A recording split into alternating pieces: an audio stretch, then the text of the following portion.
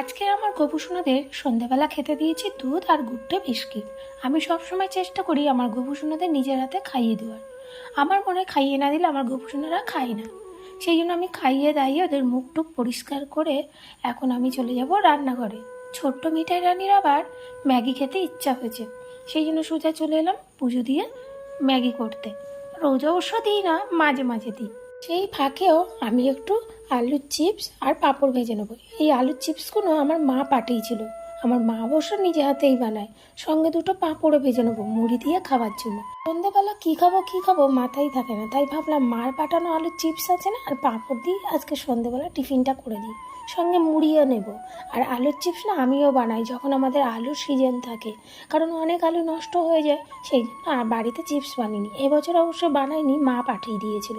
আর এখানে পাঁপড়ের সাথে শুকনো লঙ্কা ভাজার সাথে টিফিনটা সেরে ফেলি।